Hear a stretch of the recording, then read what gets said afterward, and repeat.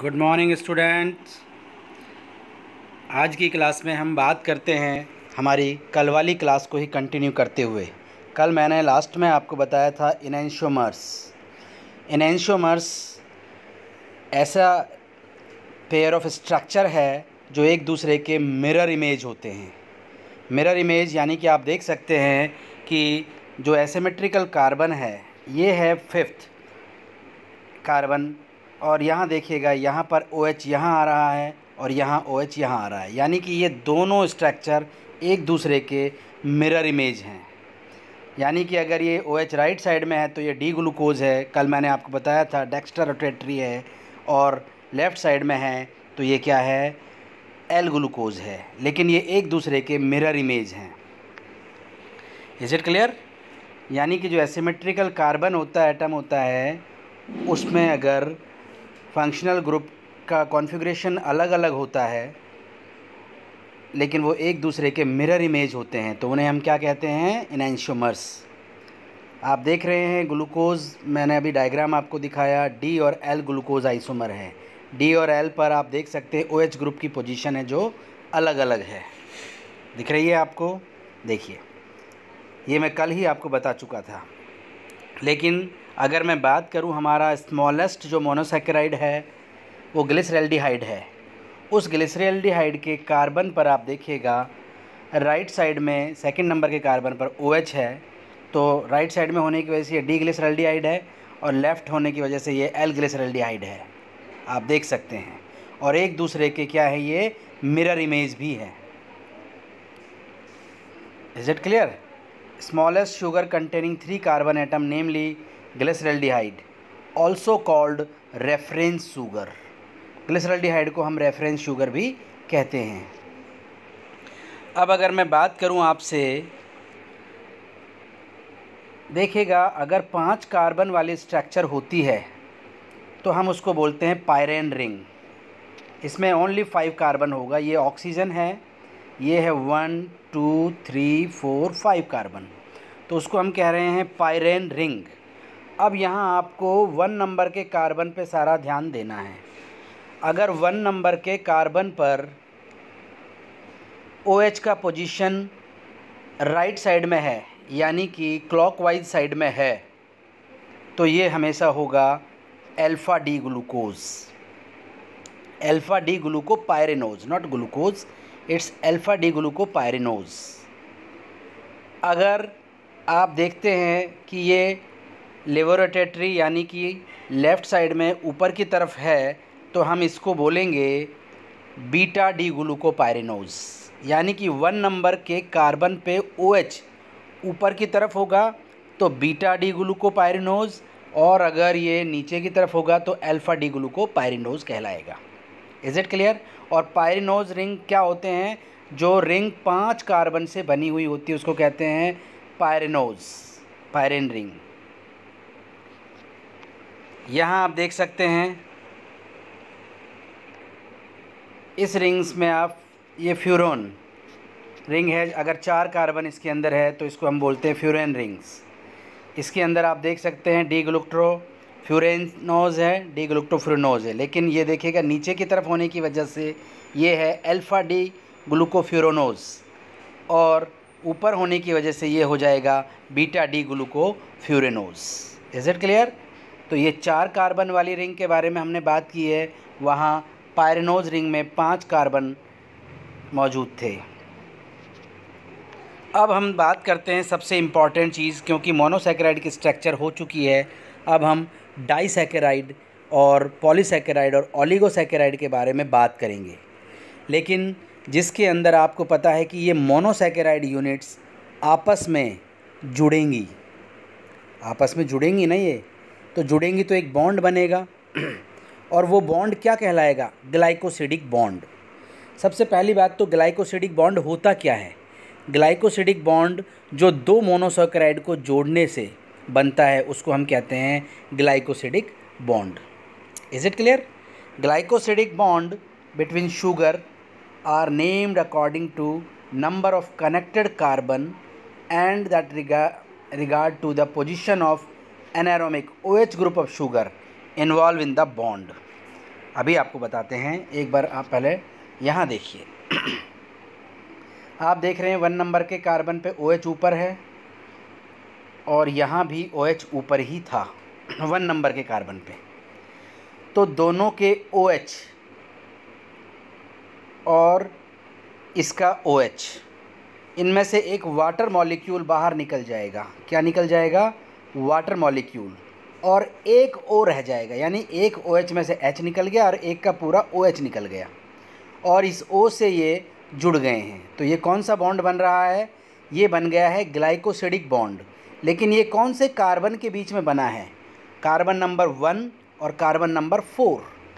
तो हम इसको क्या बोलेंगे? 1,4 ग्लाइकोसिडिक बॉन्ड। आप देखते हैं कि एक बीटा गैलेक्टोज और एक बीटा ग्लूकोज। पहली बात, बीटा क्यों कह रहे हैं कि दोनों में 1 नंबर के कार्बन पर OH पोजीशन अपर है, यहाँ भी अपर है, यहाँ भी अपर है, इसलिए ये बीटा है। और ये ग्लूकोज है और ये गैलेक्टोज है, जो एक दूसरे के आइसोमर है। अब इसके 1 नंबर के कार्बन का OH और इसके 4 नंबर के कार्बन के OH के बीच में से एक वाटर मॉलिक्यूल बाहर निकल गया और O से ये जुड़ गए हैं। इसको हम कह रहे हैं ग्लाइकोसिडिक बॉन्ड और ये बन गई है डाइसैकेराइड। और वो कौन सी डाइसैकेराइड है? Lactose. Is it clear? Is reducing sugar anomeric of glucose is not involve in glycosidic linkage.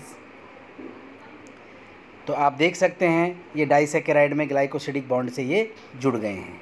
तो the linkage is an alpha bond if anomeric OH is in alpha configuration. Anomeric यानी कि एक जो है वो alpha configuration वाला OH से हटता है। The linkage is beta bond if anomeric OH is beta configuration, यानी ऊपर की तरफ है, अल्फा यानी कि नीचे की तरफ है। तो समझ में आया आपको? ये आप बीटा बॉन्ड बना है यहाँ पर। फर्स्ट नंबर का जो OH था वो ऊपर था और हमें 4 से कोई मतलब नहीं है 4 नंबर पे क्या है। तो ये क्या हो जाएगा? 1,4 ग्लाइकोसिडिक बॉन्ड और लैक्टोज बन गया है। ऐसे ही मैं आपको और भी कुछ एग्जांपल्स हैं जो दिखाता हूँ, जिससे आपको पूरा ये क्लियर हो जाएगा। यहाँ देखिए, माल्टोज़ की अगर मैं बात करूँ आपसे, माल्टोज़ के अंदर भी आप देख रहे हैं पहले नंबर के कार्बन के नीचे वाला जो OH है वो 4 नंबर के से वाटर का मॉलिक्यूल निकाला है, यानी कि 2 ग्लूकोज यूनिट आपस में जुड़ गई है। तो क्या बन गया है? Maltose is a disaccharide formed by 2 glucose unit. It occur in cell as a break down produce of starch. It is also formed in the seeds during germination. Seed germination में भी जो रिजर्व फूड होता है वो starch में convert जो रहता है वो क्या होता है? ब्रेक डाउन होता रहता है और माल्टोज बनाता है। The glycosidic bond of maltose is formed between OH of carbon 1 and the carbon of 4 of 2 glucose monomeric unit. तो ये क्या हो गया है? माल्टोज। और इन दोनों के बीच में जो ये बॉन्ड बन गया है वो कौन सा हो गया है? 1,4 ग्लाइकोसिडिक बॉन्ड। और नीचे की तरफ है तो इसको आप बोलेंगे अल्फा ग्लाइकोसिडिक बॉन्ड। ऐसे ही लैक्टोज को आप देख सकते हैं, ये देखिए ये ऊपर वाले OH यहाँ से रिमूव हुआ है, तो इसलिए इसको हमने क्या कहा है? Beta glycosidic bond. आप देख सकते हैं लैक्टोज किसका बना हुआ होता है? एक ग्लूकोज होता है और एक गैलेक्टोज होता है। Lactose disaccharide found milk, hence commonly called the milk sugar. It is formed condensation glucose molecule and galactose molecule composed of a glucose and galactose monomer. They form a beta 1,4 glycosidic bond. आप देख सकते हैं यहाँ से ऊपर वाला OH remove हुआ है, तो इसीलिए ये क्या हो गया? Beta glycosidic bond. आप सुक्रोज को देख सकते हैं, यहाँ एक ग्लूकोज होता है और एक होता है फ्रक्टोज, कि 2 यूनिट से मिलकर बना हुआ होता है। वही 1,4 ग्लाइकोसिडिक बॉन्ड होगा, लेकिन नीचे वाला OH जा रहा है तो ये अल्फ़ा ग्लाइकोसिडिक बॉन्ड होगा। सुक्रोज है जो आपको पता है ग्लूकोज और फ्रुक्टोज से मिलके बनता है, जिसमें जो ग्लूकोज है उसका OH है जो अल्फ़ा पोजीशन पे होने की वजह से अल्फ़ा 1,4 ग्लाइकोसिडिक बॉन्ड बना रहा है। Is it clear? तो ये हुआ हमारा सुक्रोज। ऐसे ही आप देख सकते हो, अभी मैं आपको पॉलीसैकेराइड के स्ट्रक्चर अलग से बताऊंगा, लेकिन आप यहाँ भी देख सकते हो कि बहुत सारी आप देख रहे हैं ये क्या हो रहे हैं, ग्लाइकोसिडिक बॉन्ड है। 1,4,1,4 ग्लाइकोसिडिक बॉन्ड से ग्लूकोज जुड़ते जा रहे हैं, लेकिन आप देख रहे हैं बीटा पोजीशन से जा रहा है, तो बीटा लिंकेज होगा सेल्यूलोज के अंदर। इसके स्ट्रक्चर हम पूरी अभी डिटेल में पढ़ेंगे। तो आपको ये अल्फ़ा और बीटा जो स्ट्रक्चर है ग्लाइकोसिडिक बॉन्ड है वो क्लियर हो गया। पहली बात तो ग्लाइकोसिडिक बॉन्ड होता क्या है। ग्लाइकोसिडिक बॉन्ड वो होता है जो एक मोनोसैकेराइड का 1 कार्बन का OH ग्रुप और दूसरे मोनोसैकेराइड के 4th नंबर के कार्बन का OH ग्रुप से एक वाटर मॉलिक्यूल एलिमिनेट हो जाता है और ग्लाइकोसिडिक बॉन्ड से जुड़ जाते हैं, तो उसको हम कहते हैं 1,4 ग्लाइकोसिडिक बॉन्ड। अब 1,4 ग्लाइकोसिडिक बॉन्ड है जो वो अल्फ़ा भी हो सकता है, बीटा भी हो सकता है। यानी कि जो फर्स्ट यूनिट है उसमें जो OH का पोजीशन अगर वो अल्फ़ा नीचे की तरफ होगा तो वो अल्फ़ा ग्लाइकोसिडिक बॉन्ड होगा, और वो ऊपर वाला OH होगा तो वो क्या होगा, बीटा ग्लाइकोसिडिक बॉन्ड होगा। तो ये तो हुआ 1,4 ग्लाइकोसिडिक बॉन्ड। अभी आप देखेंगे कि 1,4 के साथ साथ 1,6 ग्लाइकोसिडिक बॉन्ड भी बनते हैं, और 1,6 ग्लाइकोसिडिक बॉन्ड कहाँ बनेंगे, वो ब्रांचेस के अंदर बनेंगे। अभी मैं आपको दिखाता हूँ। एमाइलोपैक्टिन में आप देखिएगा, यहाँ देखिए आप, ये सारा क्या है, 1,4 ग्लाइकोसिडिक बॉन्ड है, 1,4 ग्लाइकोसिडिक बॉन्ड, 1,4 ग्लाइकोसिडिक। लेकिन एक ब्रांच ये है और एक ब्रांच ये है। यहाँ ये 6ठे नंबर के कार्बन को आप गौर से देखिएगा, यहाँ ये पहले नंबर का कार्बन है और यहाँ 6ठे नंबर का है, तो ये बनाता है 1,6 ग्लाइकोसिडिक बॉन्ड। तो ग्लाइकोसिडिक बॉन्ड भी कितने टाइप के हो जाएंगे, 2 टाइप के ग्लाइकोसिडिक बॉन्ड होंगे। एक होगा क्या, 1,4 ग्लाइकोसिडिक बॉन्ड, एक होगा 1,6 ग्लाइकोसिडिक बॉन्ड। अल्फ़ा और बीटा भी आपको क्लियर हो जाना चाहिए, ठीक है। तो ग्लाइकोसिडिक बॉन्ड के टाइप भी आपको पता लगा, 1,4, और ब्रांचों स्ट्रेट चेन में होगा तो 1,4 ग्लाइकोसिडिक बॉन्ड बनेगा, और अगर ब्रांच में होगा तो 1,6 ग्लाइकोसिडिक बॉन्ड होगा। अल्फ़ा ग्लाइकोसिडिक बॉन्ड अगर एनोमेरिक OH अल्फ़ा कॉन्फ़िगरेशन में है, यानी कि 1 नंबर के कार्बन पर OH है जो अल्फ़ा पोजीशन यानी कि नीचे की तरफ होगा तो वो अल्फ़ा कॉन्फ़िगरेशन होगा, और अगर ऊपर की तरफ होगा तो बीटा कॉन्फ़िगरेशन होगा। तो ये हमारी थी ओलिगोसैकेराइड और मोनोसैकेराइड की स्ट्रक्चर। आज हम बात करेंगे आपको पॉलीसैकेराइड्स, यानी कि जो 10 से ज़्यादा यूनिट्स होंगी। तो मैं आपको पहले ही बता चुका हूँ कि 10 से ज़्यादा यूनिट होगी। हम बात करेंगे अभी इनके स्ट्रक्चर्स की और इनके एग्जाम्पल्स की। अब आप देखें एमाइलोज। आपको पता है एमाइलोज यानी कि पोटैटो आपको दिखाई दे रहा है यहाँ पर, इनके अंदर जो स्टार्च भरा हुआ है वो किस फॉर्म में है, एमाइलोज की फॉर्म में है। और ये एमाइलोज होते क्या हैं, ये एमाइलोज हैं जो पॉलीसैकेराइड है अल्फ़ा डी ग्लूकोज मॉलिक्यूल के, और जो कौन से बॉन्ड से जुड़े हुए हैं, 1,4 अल्फ़ा 1,4 ग्लाइकोसिडिक बॉन्ड से जुड़े हुए हैं।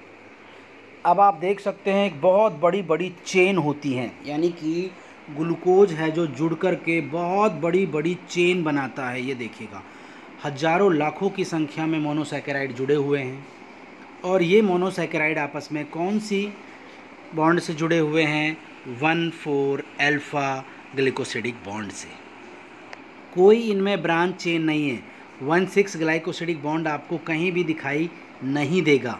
तो एक स्ट्रेट चेन बनेगी केवल डी ग्लूकोज की, और कौन से बॉन्ड से जुड़ेंगे, ये 1,4 ग्लाइकोसिडिक बॉन्ड से।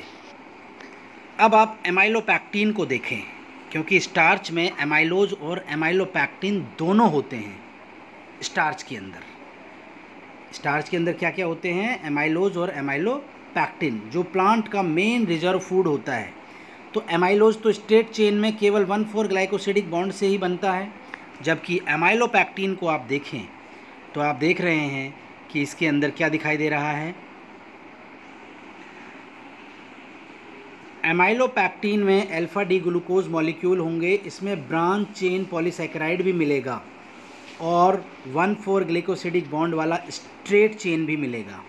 आप देखें ये एमाइलोज की तरह एक स्ट्रेट चेन होगी, ये एमाइलोज की तरह एक स्ट्रेट चेन होगी, लेकिन ये आपस में भी एक ब्रांच से जुड़ रहे हैं, जिसे हम क्या कह रहे हैं, इस ब्रांच से जुड़ने की वजह से ये होगा ब्रांच्ड पॉलीसैकेराइड।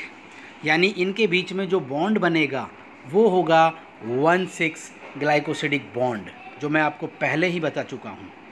तो स्टार्च की मैं अगर बात करूं तो स्टार्च एक पॉलीसैकेराइड है जिसमें दो चीज़ें हैं, एमाइलोज और एमाइलोपैक्टिन। एमाइलोज क्या होगी, जो स्ट्रेट चेन बनाएगी और 1,4 ग्लाइकोसिडिक बॉन्ड से जुड़ी हुई होगी, जबकि एमाइलोपैक्टिन होगा वो ब्रांच्ड चेन होगी जिसके अंदर 1,4 ग्लाइकोसिडिक बॉन्ड के साथ साथ ब्रांचों में 1,6 ग्लाइकोसिडिक बॉन्ड भी बनेंगे। Is it clear? तो ये एक एग्जाम्पल था स्टार्च का। अगर मैं बात करूं ग्लाइकोजन, जो कहाँ होता है, हमारी मसल्स में, हमारे लीवर के अंदर हमारा रिज़र्व फूड होता है ग्लाइकोजन।